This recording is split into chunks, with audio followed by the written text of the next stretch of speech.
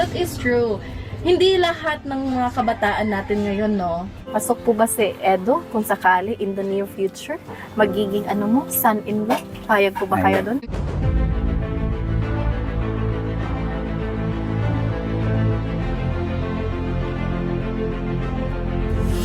Ayun, shoutout guys. Muli, welcome to my YouTube channel. Ito po si Kuya Julay, ang inyong katugang, ang inyong kalingap. Na muling bumabati po muna sa inyo ng magandang araw, magandang gabi. Saang sulok man po tayo ng mundo naroon. At sa araw na ito, meron tayong panibagong vlog.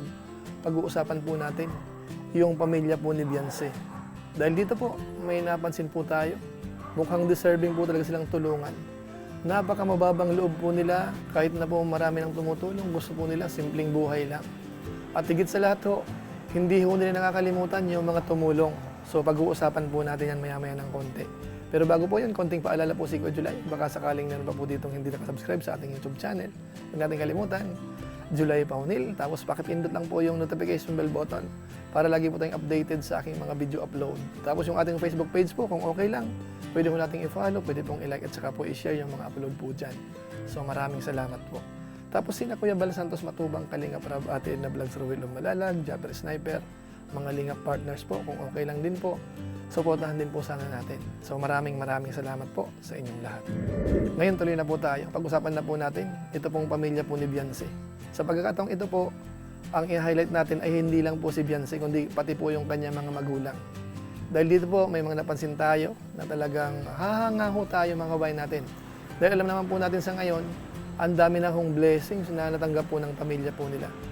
Yung pabahay ho, napakalaki. Alam mansion po yan, ano? Pinakamalaki po yan sa Team Kalingap, yung pabahay po kina Beyonce. Na kung saan ho ang gagasusin po dyan ay napakalaki mga kabayan natin. At yun po ay malapit na. Ilang linggo na lang po yan, may ribbon cutting na po yan. So antabayanan po natin yan. Tapos siyempre po bukod dyan, yung mga sponsors po na tumutulong sa kanila, napakadami. Yung nagpapadala po ng mga packages, napapanood po natin, mga unboxing, ang dami rin po. So talagang inuulan po sila ng mga biyaya. Pero alam niyo po ba na itong pamilya po nila, ganun pa rin. Mapagpakumbabaho at saka yung respeto po ay nandyan. So ang gawin po natin dito, isa-isahin po natin. Dahil dito po, medyo maganda po yung pagkaka-interview po ni Charlotte of Cebu. Siya nga po pala, ay shoutout po natin si Charlotte. Suportahan po natin yung kanyang YouTube channel. Charlotte of Cebu po. Kasamahan po natin yan sa Team Kalingap. So sa pagkakataong ito po, isa-isahin po natin. Unahin po muna natin si Beyonce, yung kanyang mga binanggit. Patungkol po dito sa mga biyayang natatanggap po. How do you feel in the future magkakaroon ka na ng sarili mong bahay? And they even call it mansion. Okay. What can you say about it ba? Masaya po kasi yun, makakalipat na yung malaking papalit na dito sa dagat. Pag may bagyo, hindi na po matatakot. Tapos makakaranas, makatira sa kagandang bahay. Sana maka-sleep over man lang ako doon. Sure, ate. Ate yung lahat. Yes. Hindi nasa na ganun kalaki yung bahay. Oo, ang ganda nga. Nung unang ni Kuya Rab, sabi ko, gusto ko lang po makalipat. Yun na yung sabi ko kay Kuya Rab. Like, you were thinking simpleng bahay lang, ganun. As long as safe yung family mo, yun yung pinaka-importante. But when you saw it, how did you feel ba? Hindi ko nakakahiyaan. Nakakahiya? Parang nahihiyaan na. Bakit ka nahihiya? Kasi, marami pa naman pong dapat tulungan. Tapos, mas malaki parang yung kumbaga, parang pwede na yung pandalawang bahay. Ganun. How do you describe yung buhay mo na meron ka ngayon? Just one word. Happy. Do you mind to explain? Why did you choose that word? Why do you think na happy ka na ngayon? Siyempre po, kompleto. Magpapasko na naman po kami ng kompleto. Tapos, wala po nabawa sa akin. Tapos, mga malulusog. Yung mga kapatid ko malulusog dahil sa mga tumutulog dahil wala po nagkakasakit. Wala po may sakit sa amin. Masaya pa ako dun. Yeah. Sa mga blessings po na natatanggap po namin, sobrang saya pa po. Tsaka grateful po. I'm so proud of you, honestly. At your young age, no, palagi mo talagang iniisip yung family mo. And that's the reason kung bakit mas minahal ka ng lahat. Yes. Sa ayon po mga kalingap, I feel so proud of her talaga. Kasi hindi, yeah, that's true. That is true. hindi lahat ng mga kabataan natin ngayon, no? Hindi lahat ng kabataan natin ngayon na iniisip yung family. Huwag mo din akong paiyakin dahil mabilis din ako. Bilis mo kasi mag-ano. May trapo dito. Mabilis din ako. May trapo kayo dyan. Mabilis din akong umiyak. Okay. Mga kalingap, I'm not hurting Beyonce. Hindi lang po, talagang Bilis lang po mag-ano yung luha. mababaw lang po yung luha. Ako din. Kaya kung minsan tinatawag din akong OA. Charot lang.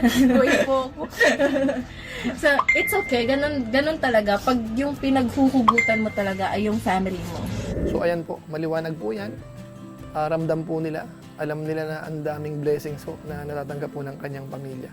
At hindi po siya nakakalimot. At idadagdag po natin yung binanggit niya po patungkol po kay Eds. Dahil nga po ang laki po ng kanyang pasalamat din po kay Kalingap Edo. Ito po yun. Siyempre, thank you din sa partner ko. Sa ano. Yun. May malaki ba siyang naitulong sa'yo? Sobrang pang ano laki. In what way? Just ano lang, brief answer. In what way? Siguro po kung wala po siya, wala yung love team namin. Yeah. Hindi rin naman po ako makikilala sa Kuya Rap. Kaya yun, sobrang tumutulong. Tapos, marami pong tumutulong sa akin dahil po sa kanya. And he is guiding and supporting you as well. Tsaka yung confidence ko po na dati po hindi ko talaga ako nagsasalita, pangiti lang, yun naman po ako dati. Pero nung nagkaroon ng love team, naging partner ko siya. Doon nabus ko yung Confidence. Nagkaroon ako ng confidence. Tapos nakikipag na po ako. And that is, what is his name? shout out mo yung Kalinga Pedro. Ang bigat. Aba, nag-shoutout pa po kay Kalingap Eds, ano? So marami po siyang nabanggit. At ang kapansin-pansin po dyan, yung pagtanaw po ng utang na loob. Alam niya naman po kasi, no? Base po sa kanyang binanggit, hindi naman ho basta-basta magte-trending yan, magkakaroon ng sponsor, kung wala po si Kalingap Eds. So alam niya po yun. Ngayon po isunod po natin yung kanyang nanay. Dahil dito naman po, napansin natin, parang gusto niya pong i-maintain ho yung simpleng buhay. Ito po, panoorin po natin. Kasi ano baga, hindi naman baga pwedeng porque tayo may pera na halos lahat ipakain mo yung masarap na hindi ganun. Dapat, kung anong kinasanayan na ulam nila, gusto ko yun ang nila. Yun pa rin, Oo. Kahit May may, walang babago. kunwari magbida ko ng karne, laging may gulay, may sabaw, ganun. Yung kanya sanayan nilang ulam para hindi sila mawili kung ano ang kaya sabi ko yung ganyan ang gawa ko kahit may adobong kako kahit walang I love it. Ang laki ng pasasalamat niya dahil nga sa Kalingap ay sobrang nagbago ang buhay talaga. Yung dati nagsasabaw lang kami yung kangkong, mama, nasaan yung karne? Tapos ay ko nakalipad. Imaginein mo na lang. Oo, yung Baka yung next time may kangkong, may yung karne kangkong na. nilalagyan lang ng sinigang. Pero ang sarap na kain nila. Kahit yung ilang buwan, no? Matatapos na yung bahay mo. At saka, hindi lang to basta-basta bahay, ate. Napakalaki. Tinatawag na nila itong mansion. Sobrang nga Ano pong masasabi mo doon? sobrang nahihiya po akong nakakahiya nga po kasi sobra na po baga yung ng sponsor na pera. Naman po baga natin na hindi basta-bastang makukuha yung perang gano'n. Kaya sobrang utang na loob namin sa mga taong tumulong sa amin na talagang kung iisipin mo, hindi ka naman nila kaano-ano, pero sobra ang concern nila sa iyo. Tapos yung perang binibigay nila ay hindi basta-basta. Sobrang nahihiya po ako, pero talagang para sabi ko nga, nagpapasalamat akong sobra sa lahat ng mga sponsor na tumulong kay Beyonce. Talagang utang na loob po namin ito. Hindi po namin kayo makakalimutan kahit kailan sa buong buhay namin. Sobra po nagpapasalamat. Maiyak na din ako niyan. Kasi It's okay po. So ayan mga kabayan po natin, maliwanag. Sabi niya, dahil sa Kalingap, nabago po yung kanilang buhay. So ganun din po yung pagtanaw po ng utang na loob sa mga nakatulong po sa kanila, hindi ho nakakalimutan. At isang bagay pong napansin po natin, yung pag-maintain ho sa simpleng buhay. Kahit marami na pong pera, yung bahay magiging maganda na, maraming tumutulong, maraming sponsors, pero yung kanyang pananaw sa buhay ay simple pa rin po. Hanggat maaari, parang ayaw niya pong baguhin yon. So maganda po yun, kahanga-hanga rin po yun. So ngayon pupunta naman po natin yung tatay po ni Beyonce. ano naman yung kanyang masasabi. Anong masasabi mo kay Viancy as your daughter? Ano po siya, mabait po siya. Tapos hindi siya yung bata na pag sinabihan may hindi na sunod kaagad sa napaalam siya pag may pupuntahan siya. Lahat na pinapaalam niya sa amin para iwas siya kasi yung magalitan eh. Ganun. Opo. So, sa madaling salita, pinapakita ni Viancy yung respeto niya sa inyo Opo. as her parents. Right. At ngayon po, ang daming nagmamahal sa kanya. Kaya po, Sobra-sobra. sobrang nagpapasalamat kami sa mga nagmamahal sa kanya, pati kay Ido. At kung hindi nga dahil kay Ido, kay Kuya Rab, hindi sa ganito, wala kami sa ganitong sitwasyon. Ako po, ang masasabi ko po ay, lubos na nagpapasalamat po kaming pamilya sa mga lahat na nag-sponsor, sa mga viewers, saka yung nagmamarathon po ng ni Viancy, kasi kung hindi po dahil sa inyo, ay wala po kami sa ganitong sitwasyon na hindi kami magkakaroon ng bahay na malaki.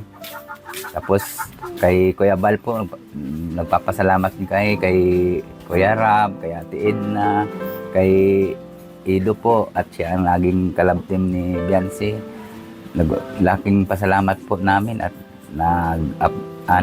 yung nakilala yung anak namin dahil sa love team. And one last question po. Pasok po ba si Edo kung sakali in the near future? Magiging son-in-law? Payag po ba kayo doon? Wala naman pong problema sa amin yan. Kung talagang sila ang magkaswerte ng Magkatuluyan. Magkatuluyan.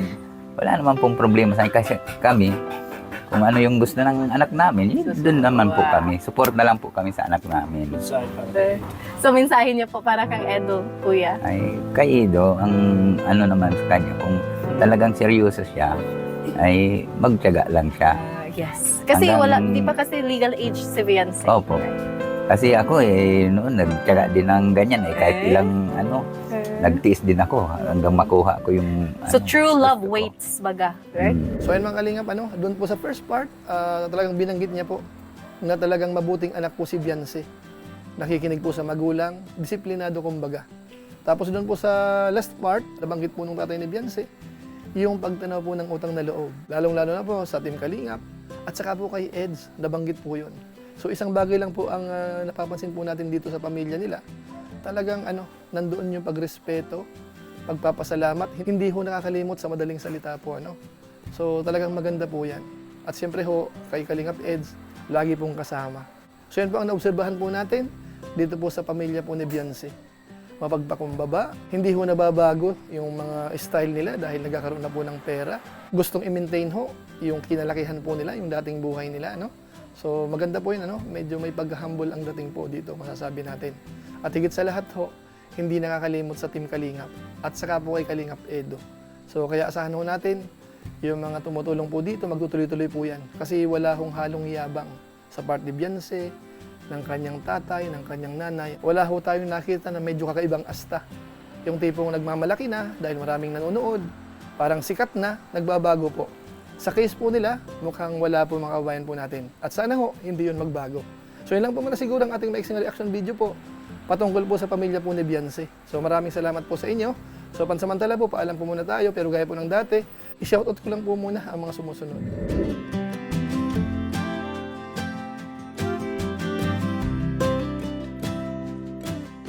Tapos maraming salamat din po sa ating mga kasamaan sa COOS, Kalingap OFW Organic Sponsors, sa inyo pong patuloy na pagsuporta po sa mga babae program ni na Kuya Bal Santos Matubang, at saka po ni Kalingap Rab.